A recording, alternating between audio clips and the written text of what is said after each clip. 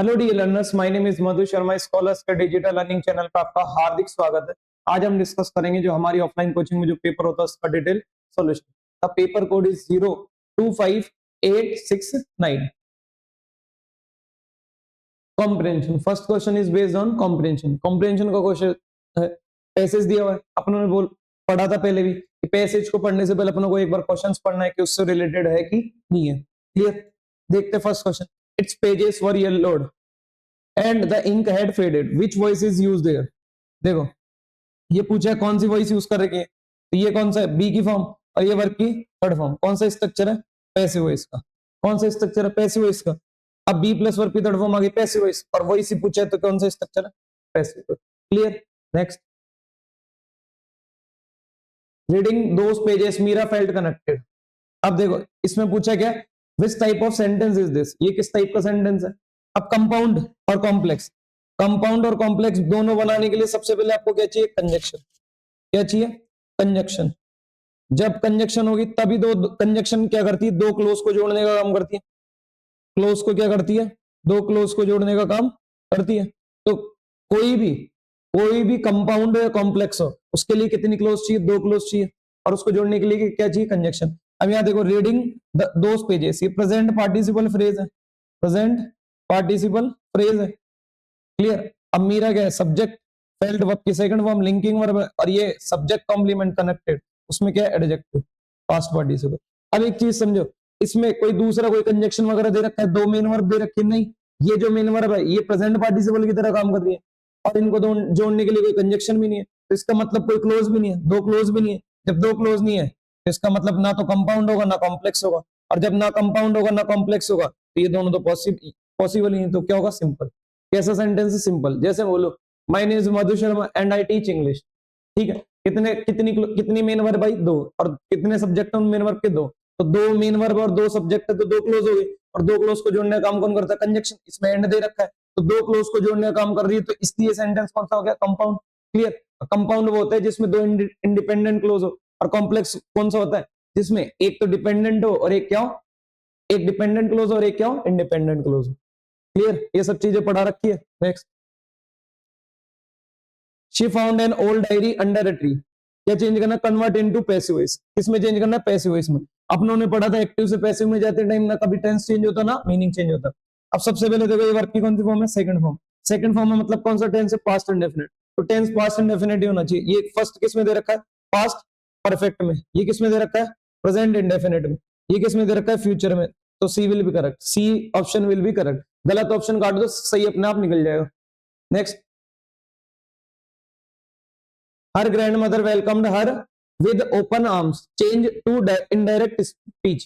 किसमें चेंज करना है, इनडायरेक्ट स्पीच। अब ये बताओ, ये पूरा ये जो स्ट्रक्चर दे रखा है, ये सेंटेंस दे रखा है, ये पहले से किसमें दे रखा है, इनडायरेक्ट स्पीच में। तो इसको और इनडायरेक्ट में तो कहां से चेंज करेंगे। क्लियर? और इनडायरेक्ट में तो चेंज करेंगे ही नहीं, तो क्या होगा इसमें, फर्स्ट ऑप्शन देखो सेड दे दिया, फिर ये बी एज इट इज किसमें, डी ऑप्शन में। तो अब एक चीज समझना, इसमें डी भी सही है और सी भी सही है, ग्रामेटिकल दोनों सही है। अगर इनडायरेक्ट स्पीच में चेंज करना है, और अगर मान लो आपको रिपोर्टिंग वर्ब और रिपोर्टिंग स्पीच दोनों लिखनी है, सी वाला सही होगा। आया समझ में? ओनली अगर लेकिन आपको रिपोर्टिंग वर्ब नहीं लिखना, आपको ओनली रिपोर्टिंग स्पीच लिखनी है तो डी सही है। लेकिन अगर प्रायोरिटी की बात करोगे तो डी को प्रेफर किया जाएगा, क्योंकि ये पहले से किसमें दे रखा है, इनडायरेक्ट स्पीच में। और इनडायरेक्ट स्पीच में तो एज इट इज सेंटेंस आ जाएगा, as it is D option में। ग्रामेटिकल सी भी सही है, ग्रामेटिकली सी भी सही है, लेकिन प्रेफर किसको किया जाएगा, डी को। किसको प्रेफर किया जाएगा, डी को। Next. What is the best meaning of the word faded. Faded का मतलब क्या होता है, फेडेड का मतलब होता है कलरलेस, ब्राइटलेसनेस। ठीक है ना, जिसमें क्या नहीं हो, जिसमें ब्राइटनेस नहीं हो, फीका, उड़ा हुआ। क्लियर? कलर नहीं हो, कलरलेस हो। ऑप्शंस देखो, डिसअपीयर्ड, टर्न डार्कर, ये भी नहीं होगा। लॉस्ट ब्राइटनेस, क्या कर देना, ब्राइटनेस खो देना, या फिर क्लैरिटी खो देना। Next. When we have more than, क्या फाइंड करना है इसमें, एरर। देखो वी हैव मोर देन, अपनों ने पढ़ा है कंपेरेटिव डिग्री। क्या पढ़ा है, कंपेरेटिव डिग्री। कंपेरेटिव डिग्री में अपनों ने पढ़ा था कंपेरेटिव डिग्री के एडजेक्टिव या एडवर्ब्स, इनके साथ अपन कौन सी कंजक्शन का यूज करते हैं। पहली बात तो कंपेरेटिव डिग्री पहचानते कैसे, एक तो क्या आएगी, ईआर या मोर, ईआर या मोर। और जब भी आएगी तो इनके साथ जो कंजक्शन यूज करेंगे, जो कंजक्शन अपन यूज करेंगे वो कौन सी होगी, वो कंजक्शन होगी देन। कौन सी होगी, देन। क्लियर। अब एक THEN होती है, THEN क्या होती है, मोस्ट ऑफ बच्चे इसको क्या मान लेते हैं, कंजक्शन, जबकि कंजक्शन नहीं होती है, क्या होती है, एडवर्ब। क्या होती है, एडवर्ब। और कंपैरेटिव डिग्री के लिए अपन को क्या चाहिए होती है, कंजक्शन, वो भी कौन सी, देन वाली, THEN। और यहाँ पे क्या दे रखा है, देखो ये कंपैरेटिव डिग्री का एडजेक्टिव है, कंपैरेटिव डिग्री का एडजेक्टिव है, तो कंपैरेटिव डिग्री के साथ THEN आएगा, THEN, THEN। तो फिर आंसर क्या होगा, B, B will be correct. Clear. Next, to have a nodding acquaintance. अब क्या फाइंड करना है इसमें, ईडीएम है, ईडीएम का मीनिंग फाइंड करना है। देखो, to have a nodding, nodding का मतलब क्या होता है, सिर हिलाना, नोड का मतलब क्या होता है, शेक हिलाना। एक्वाइंटेंस का मतलब क्या होता है, एक्वाइंटेंस का मतलब क्या होता है, इंट्रोडक्शन। क्या होता है, इंट्रोडक्शन, परिचय। अब एक चीज समझो, तो आप सर हिला रहे हो, सर हिला रहे हो तो मतलब इसका मतलब क्या, आप या तो एग्री हो या आप किसी को जानते हो, इस टाइप से दो ही मीनिंग हो सकते हैं इसके, या तो आप किसी से एग्री हो या आप किसी को जानते हो। तो to have a great experience, आपको ग्रेट एक्सपीरियंस होना, ये तो होगा नहीं। To neglect all the parameters, क्या कर देना, सारे पैरामीटर्स को निग्लेक्ट कर देना, ये भी नहीं होगा। To know somebody something slightly, किसी को थोड़ा बहुत जानना। To have nothing in common, तो सी विल भी करेक्ट है। क्या होगा, सी। जैसे आप मान लो कोई आपसे पूछ रहा है, जानते हो, तो आप ऐसे सरी लाके बोलो yes. To have a nodding acquaintance, acquaintance का मतलब होता है इंट्रोडक्शन, परिचय। नोडिंग का मतलब सर हिलाना, तो सर हिला के आपने हल्का सा सर हिलाया और परिचय दिया कि हाँ यस आई नो समवन और समथिंग। क्लियर, थोड़ा बहुत जानता हूं, इस टाइप से। नेक्स्ट, सम अलगल बूम्स, सम अलगल बूम्स, ब्लूम्स। अब देखो ये जो ब्लूम्स दे रखा है, इसको क्या चाहिए, सबसे पहले क्या दोगे, वर्ब। वर्ब कहां दे रखा है, यहाँ एडजेक्टिव है, ये एडजेक्टिव है, ये ये भी एडजेक्टिव है, ये नाउन है। अपने को क्या चाहिए, वर्ब। तो वर्ब कहां दे रखी है, ऑकर, ऑकर क्या है, वर्ब। तो आर होगा इंट्रोडक्शन, ये तो होगा नहीं, ये भी नहीं। तो इंट्रोडक्शन क्या हो गया, आर। अब आर के बाद क्यू, क्यू यहाँ पे भी दे रखा, तो आर के बाद तो क्यू तो फिक्स है। तो देखो अब इसके मीनिंग देखते हैं। सम अलगल, अलग अलग का मतलब क्या होता है, शेवाल वगैरह होते हैं ना। सम अलगल ब्लूम्स ऑकर नेचुरली, जो कुछ शेवाल होते हैं वो क्या होते हैं, अपने आप ब्लूम करते हैं, अपने आप क्या करते हैं, ग्रो करते हैं, मतलब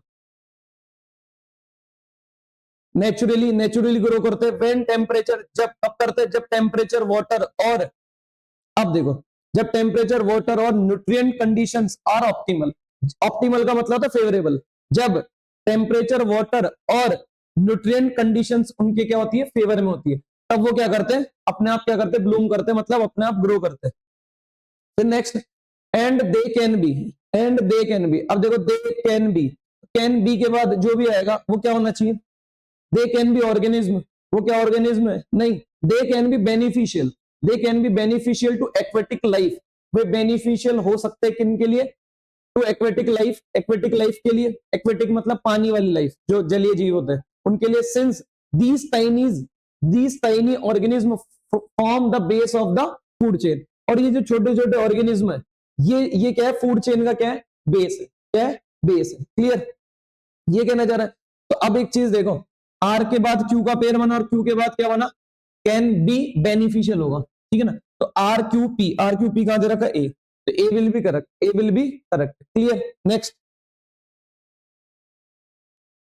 फिल इन द ब्लैंक, किसका क्वेश्चन है, फिल इन द ब्लैंक का क्वेश्चन है। अच्छा एक क्वेश्चन हो रह गया, उससे पहले किसका, अपोजिट का।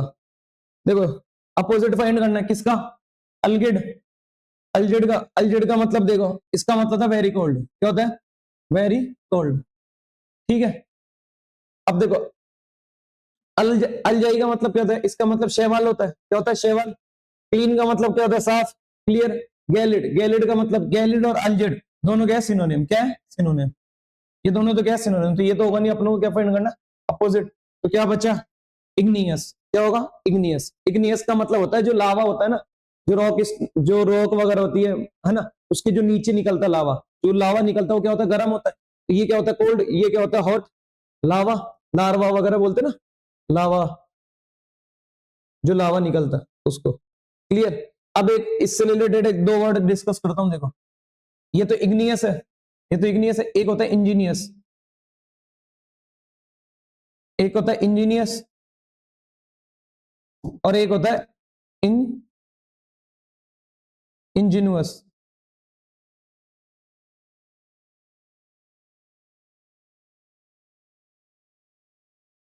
इंजीनियस।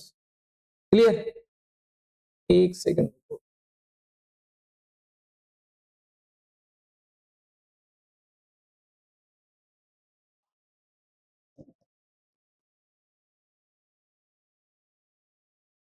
ठीक है, अब इन दोनों के मीनिंग में देखना। इसका मतलब तो होता है इनो इनोवेटिव, इनोवेटिव, इनोवेटिव, या फिर आप बोल सकते हो वो इंटेलिजेंट, इंटेलिजेंट, इनोवेटिव या इंटेलिजेंट, ये इसके मीनिंग होते हैं। और ये जो होता है इसका मतलब था नाइव, भोला वाला, इनोसेंट। क्या होता है? Innocent.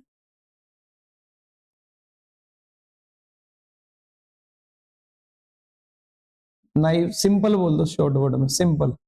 Clear? Simple, naive, innocent. तो ये दोनों वर्ड भी क्या होते हैं? कंफ्यूजिंग वर्ड्स में आते हैं। Next, fill in the blank with an appropriate option. क्या किसका क्वेश्चन है? फिल इन द ब्लैंक का देखो। Taking a deep dash breath, I start again, successfully loading the filter and placing the cup underneath। अब समझना, taking a deep breath लेते हुए, deep deep कैसी ब्रेथ? कामिंग, पेनेरेटिंग। अब पेनेरेटिंग का मतलब क्या था? पेनेरेटिंग का मतलब था स्टेबिंग। क्या? स्टेबिंग। स्टेबिंग का मतलब था चुभन वाली, पायरसिंग, पायरसिंग। क्लियर? तो इसका मतलब पेनेरेटिंग मतलब होता है आर पार हो जाना। क्या होना? आर पार हो जाना। जैमिंग, जैमिंग का मतलब जाम वगैरह लग जाता है ना, जैसे एक जगह लोग इकट्ठे हो जाते हैं, वो जैसे ट्रैफिक जाम, वो वाला जैमिंग है। सैरोगेटिंग, सैरोगेटिंग का मतलब क्या होता है? सैरोगेटिंग का मतलब ये जो आपने पढ़ा है ना, सैरोगेट करना, सैरोगेट मदर होती है, ठीक है ना, उससे रिलेटेड है। तो अपना आंसर ये इन तीनों से रिलेटेड तो बिल्कुल ही पॉसिबल नहीं है, क्योंकि टेकिंग अ डीप ब्रेथ, किस टाइप की ब्रेथ? Deep breath. अब डीप ब्रेथ है वो कैसी होगी? कामिंग। कैसी? कामिंग। तो taking a deep calming breath, taking a deep calming breath, I start again. एक लंबी, एक लंबी और शांतपूर्ण ब्रेथ, सांस लेते हुए मैंने स्टार्ट किया फिर से। क्या स्टार्ट किया? फिर से। सक्सेसफुली लोडिंग द फिल्टर, और मैंने सक्सेसफुली क्या करा? फिल्टर को लोड किया। एंड प्लेसिंग द कप, और कप को प्लेस किया, मतलब कप को रखा कहां पे? अंडर, नीचे की ओर। Clear? Next, improve the underline part of the sentence. किसका क्वेश्चन है? सेंटेंस इंप्रूवमेंट का। We keeps a horse. अब देखो इसमें क्या दे रखा है?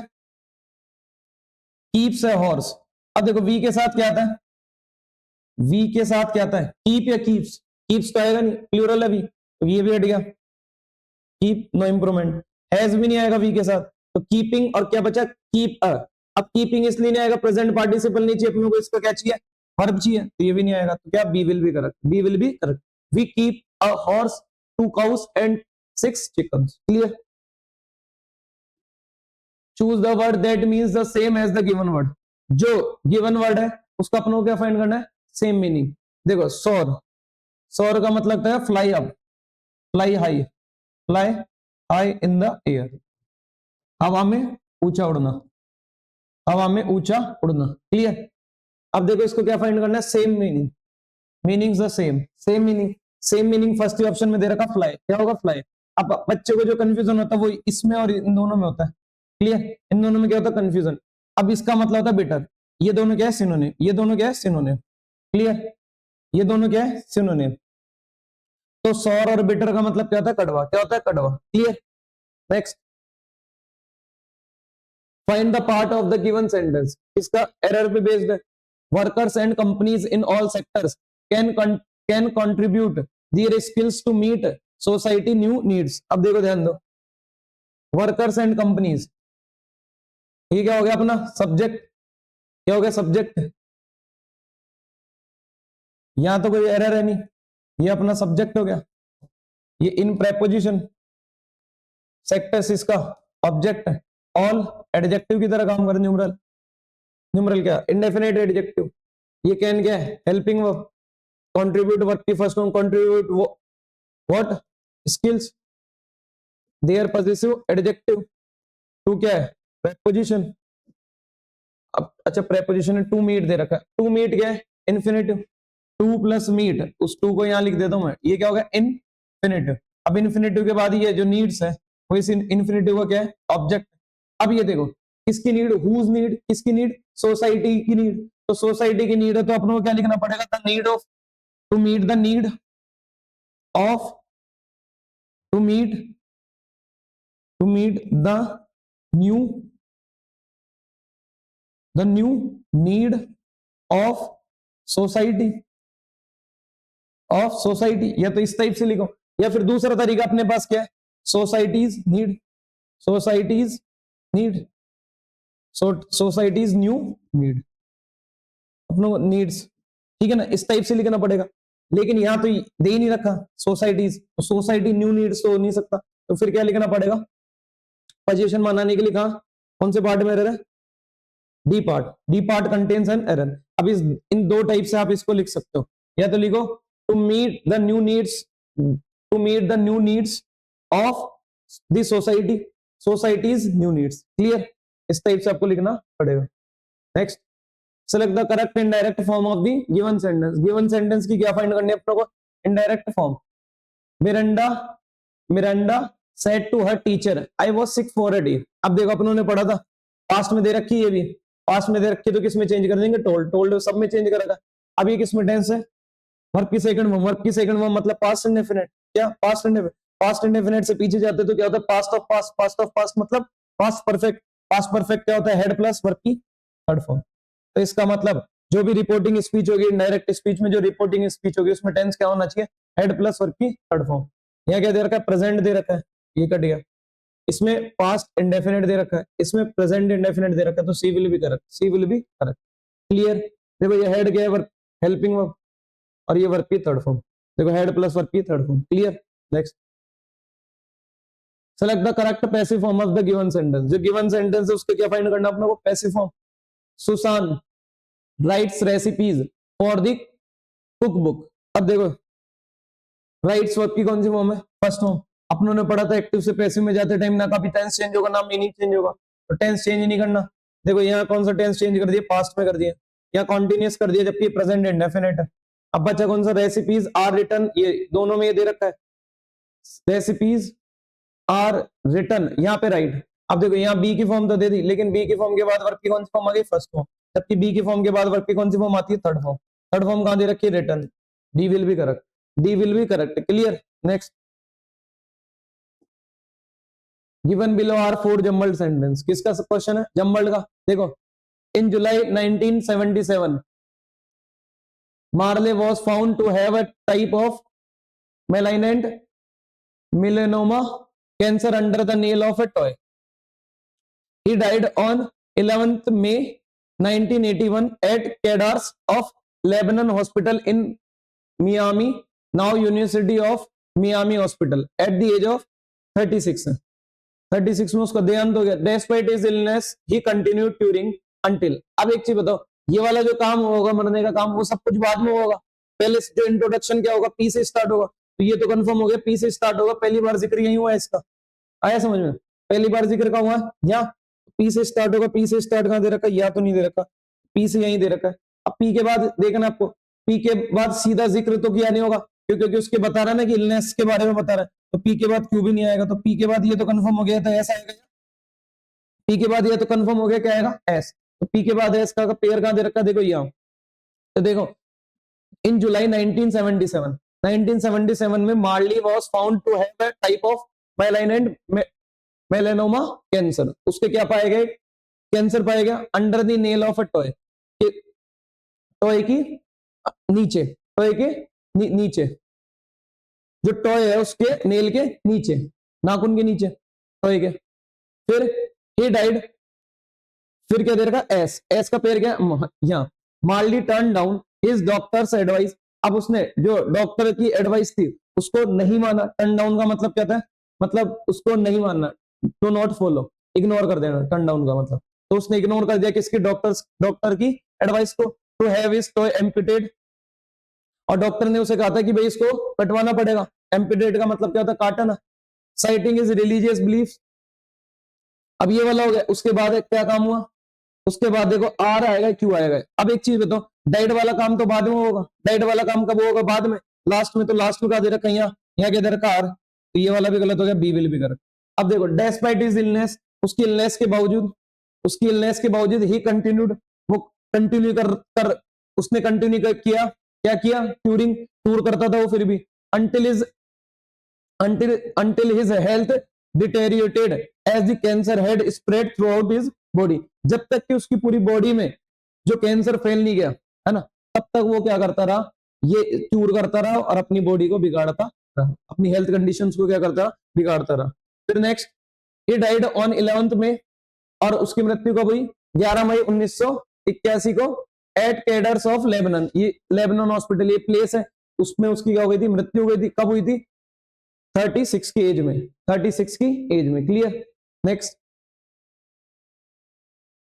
Choose the word that is opposite, क्या फाइंड करना है इस वर्ड का अपोजिट। देखो अपोजिट, रिकंडाइट, रिकंडाइट का मतलब क्या होता है, इसका मतलब होता है, मतलब आप किसी को कम जानते हो, अर्केन, हिडन, अर्केन, एब्स्ट्रूज। क्लियर। इस अब देखो क्लियर, क्लियर का मतलब क्या होता है, क्लियर, एब्स्ट्रूज। अच्छा यहाँ पे दे भी रखा है एब्स्ट्रूज, एब्स्ट्रूज इसका क्या है, सिनोनिम, एब्स्ट्रैक्ट, ये भी इसका क्या है, सिनोनिम। ये दोनों तो इसके क्या है, सिनोनिम, क्या है, सिनोनिम। अपनों को फाइंड करना अपोजिट, ये दोनों तो कट गए। अब फेलम, अब देखो इसकी प्रोनाउंसिएशन होती है फेलम, क्या होती है, फेलम। अब फेलम का मतलब क्या होता है, इमोशनलेस, क्या होता है, इमोशनलेस, जिसमें कोई इमोशन नहीं हो, फेलम। क्लियर। अब इमोशनलेस, यहाँ तो कोई बात ही नहीं, तो क्या होगा, क्लियर। तो एक्सक्यूज का मतलब होता है जिसको समझना बहुत मुश्किल हो, ठीक है ना, जिसको समझना क्या हो, मुश्किल हो, अनक्लियर हो, ठीक है ना, अनअंडरस्टैंडेबल हो, जो समझा नहीं जा सकते, उस टाइप के लिए। तो इसका आंसर क्या होगा, क्लियर, क्लियर इस। और ये क्या होता है, अनक्लियर, मतलब जिसको समझना क्या हो, मुश्किल हो। एब्स्ट्रूज, अर्केन, एब्स्ट्रैक्ट, इसका मतलब क्या होता है, मतलब उलझा हुआ टाइप का, मतलब इस टाइप से बोल सकते हो। Next, select the option that will improve the underline part, किसका क्वेश्चन है, सेंटेंस इंप्रूवमेंट का। But what of the young people whom, अब देखो एक चीज समझो, यहाँ पे क्या है, सब्जेक्ट, ये लिंकिंग वर्ब, लिंकिंग वर्ब को क्या चाहिए, सब्जेक्ट, यहाँ पे क्या दे रखा है, ऑब्जेक्ट। whom क्या होता है, ऑब्जेक्टिव केस, अपनों को क्या चाहिए, who। यहाँ तो हुआ आएगा, who कौन से पार्ट में दे रखा है, यहाँ, यहाँ भी दे रखा है, बी तो कट गया, नो इंप्रूवमेंट भी कट गया। अच्छा यहाँ पे भी दे रखा है हु। अच्छा और भी एरर है, फिर आगे सम ऑफ। अब देखो यहाँ क्या दे रखा है, एक सम ऑफ, तो सम क्या है, ऑफ, ऑफ देखो, ऑफ क्या है, प्रेपोजिशन। अपन ने पढ़ा है प्रेपोजिशन के बाद क्या आता है, सब्जेक्ट है ऑब्जेक्ट। प्रेपोजिशन के बाद मैंने बताया हमेशा, प्रेपोजिशन के बाद जब भी आप कोई लिखोगे, कोई भी नाउन लिखो या प्रोनाउन लिखो, तो वो नाउन या प्रोनाउन तो इंग्लिश में दो काम करते हैं, सब्जेक्ट या ऑब्जेक्ट। लेकिन प्रेपोजिशन के बाद जब भी आप कोई भी नाउन या प्रोनाउन लिखोगे, तो वो क्या होगा, ऑब्जेक्ट। क्या चाहिए अपनों को, ऑब्जेक्ट। जब क्या हूं क्या दे रखा है, सब्जेक्ट। जबकि अपनों को क्या चाहिए, ऑब्जेक्ट। ऑब्जेक्ट कौन होता है, हूं। देखो हु होता है सब्जेक्टिव केस, हूम क्या होता है, ऑब्जेक्टिव केस। अपनों को हूम चाहिए, हूम कौन से पार्ट में दे रखा है, डी पार्ट में। इसमें दे रखा है डी, यहाँ तो हुई दे रखा है, तो ये भी कट गया, तो D will be correct, D will be correct. Clear, आया समझ में। ये सब चीजें तो पढ़ा रखी है रिलेटिव प्रोनाउन में। नेक्स्ट, इसीलिए कहता हूँ देखो तोड़ के पढ़ो। अगर ये सेंटेंस था, इसको कोई मीनिंग वगैरह कुछ भी करने की जरूरत नहीं, सिर्फ आपको पार्ट्स ऑफ स्पीच आना चाहिए। पार्ट्स ऑफ स्पीच से पूरा क्वेश्चन हो गया। Choose the word that can substitute the given group of words. A fall of water from a great height. अब देखो ग्रेट हाइट से क्या करना, पानी का गिरना, झरना, मतलब जिसे बोलते हैं झरना। स्ट्रीम, स्ट्रीम का मतलब क्या होता है, नैरो रिवर, मतलब एक छोटी सकरी, छोटी क्या हो, स्ट्रीम हो, वो रिवर हो, उसको बोलते हैं स्ट्रीम। रिवर का मतलब तो सबको पता ही है, नदी। टाइफून, टाइफून का मतलब क्या था, चक्रवात, जिसको बोल सकते हो आप हरिकेन, हरिकेन स्टॉर्म, चक्रवात, आंधी तूफान वगैरह, इसको बोलते हैं अपन टाइफून। क्या बोलते हैं, टाइफून। कैस्केड, कैस्केड का मतलब क्या होता है, झरने, तो इसका आंसर क्या होगा, कैस्केड। क्या होगा, cascade. Clear. Next, choose the incorrectly spelled word. Incorrectly spelled word find करना है। देखो बीम, बीम की स्पेलिंग सही है, स्टीम की स्पेलिंग सही है, क्रीम की स्पेलिंग सही है, यहाँ तो कोई गलती नहीं, इनकरेक्टली फाइंड करना है। इनकरेक्टली कौन सी होगी, स्लिम। स्लिम की जगह क्या होगा, स्लिम। क्या होगा, स्लिम। स्लिम मतलब होता है टॉल, पतला वगैरह, ठीक है। क्लोज टेस्ट, किसका क्वेश्चन है, क्लोज टेस्ट का। Yes there is definitely something, yes there is definitely something to be said about dash the perfect cup of office. Yes yes, हाँ, there is some definitely something, यहाँ definitely कुछ है to be said जिसके बारे में कहा गया है, टू बी सेड अबाउट जिसके बारे में कहा गया है। क्या कहा गया है? अबाउट। देखो अबाउट क्या है? प्रेपोजिशन। अब प्रेपोजिशन के बाद जो भी लिखोगे वो क्या होगा? ऑब्जेक्ट। यहाँ जो भी आएगा वो क्या होगा? ऑब्जेक्ट। ये तो कंफर्म। अब ऑब्जेक्ट तो खैर सभी जगह वर्ब की फर्स्ट फॉर्म प्लस आईएनजी दे रखी जो कि जिरंड का काम करेगी। अब प्रेपोजिशन के बाद ऑब्जेक्ट तो आएगा, लेकिन ऑब्जेक्ट देखो क्या होगा इस मीनिंग के हिसाब से, loading the perfect cup of coffee. अब कप ऑफ कॉफी बनाने की बात हो रही है, लोड करने की बनाने की बात हो रही है, तो लोडिंग तो आएगा नहीं, ना ब्रेकिंग ना सोबिंग मेकिंग। किसकी बात हो रही है? मेक, बनाने की। तो yes there is definitely something, yes there is definitely something to be said, कुछ कहा जाना बाकी, कुछ कहा जाना है अबाउट किसके बारे में? About making the perfect cup of coffee, कि परफेक्ट कप ऑफ कॉफी कैसे बनाते इसके बारे में अभी कहा जाना है। आई एम स्टार्टिंग, अच्छा ये स्टार्टिंग नहीं है, स्टेयरिंग करना। स्टार्टिंग के साथ तो कोई प्रेपोजिशन आएगी नहीं, स्टार्टिंग तो ट्रांजिटिव वर्ब है। तो यहाँ क्या करना? स्टेयरिंग। क्या करना? स्टेयरिंग। स्टेयरिंग का मतलब था घूमना, ये टाइपिंग मिस्टेक होगी। स्टेयरिंग का मतलब क्या था? घूमना। यस आई एम स्टेयरिंग, मैं घूर रहा था। स्टेयर स्टेयर स्टेयर अमेज्ड है, सरप्राइज, स्टेयर अमेज सरप्राइज, इन सब वर्ब के साथ अपन कौन सी प्रेपोजिशन लेते हैं? एट। कौन सी प्रेपोजिशन लेते हैं? एट। कौन सी प्रेपोजिशन आती है इनके साथ? Stair amaze surprise. घूरने के सेंस में जैसे लुक एट, तो लुक के साथ भी अपन क्या यूज करते हैं? एट। तो इन सब के इसमें अपन क्या यूज करते हैं? एट। एट प्रेपोजिशन कहां दे रखी है? टू है, ऑफ है, ऑन है, एट। तो yes I am steering, yes I am staring at the machine again. हाँ मैं क्या कर रहा था? घूर रहा था फिर से मशीन को। बट टुडे, लेकिन आज, आई एम स्माइलिंग, लेकिन मैं आज हंस रहा हूं। मैं घूर रहा हूं मशीन को फिर से, लेकिन आज मैं क्या कर रहा हूं? स्माइल कर रहा हूं। आई हैव डन इट, क्यों कर रहा हूं? क्योंकि मैंने इसे कर लिया। The correct amount of form, the correct amount of form, correct amount किस चीज का? झाग का। झाग का correct amount dash the smoothness, rigidity, irrationality. अब देखो लाइक सिल्क, सिल्क कैसा होता है? सिल्क कैसा होता है? सिल्क सॉफ्ट होता है, सॉफ्ट होता है, सॉफ्ट होता है, तो सॉफ्ट के लिए क्रूएलिटी तो आएगा नहीं, रिजिडिटी भी नहीं आएगा, ठीक है ना। इरेशनली भी क्या आएगा? स्मूथनेस। तो the smoothness like silk, smoothness किसकी तरह? सिल्क की तरह। किसकी तरह स्मूथनेस? सिल्क की तरह smoothness. And the little dust of chocolate, और जो उसकी डस्ट है, मतलब उसकी जो परत है ऊपर की जहां डस्ट जम रही है, वो किसकी तरह? चॉकलेट की तरह। डैश किसकी बात हो रही है? सारे कप ऑफ टी के बारे में बता रहे कि जो कप ऑफ टी है वो किसकी स्मूथ है? किसकी तरह? सिल्क की तरह। और उसके ऊपर जो चॉकलेट की तरह क्या जमी हुई? परत जमी हुई है, परत है उसके ऊपर। डैश है perfect heart of, heart on the top, और उसके ऊपर जो टॉप टॉप पे क्या बना हुआ है? एक परफेक्ट हार्ट बना हुआ है। अब देखो फिर क्या लिखना अपनों? गया फोर्सिंग, आप कोई फोर्स करोगे क्या? फॉर्मेशन, अब फॉर्मेशन, लेकिन फॉर्मेशन देता, अगर फॉर्मेशन लिखना है तो फॉर्मेशन ऑफ समथिंग होता, तो ये भी नहीं होगा। फॉर्मरली, ये भी नहीं होगा। Forming, forming what? फॉर्मिंग क्या है? प्रेजेंट पार्टिसिपल, और ये कि इसका क्या हो जाएगा? Object. Forming what? A perfect heart of, heart on the top, और उस पे फॉर्म किया गया था, क्या फॉर्म किया गया था? एक perfect heart on the top, top पर। Next, it is just a shame, ये क्या थे?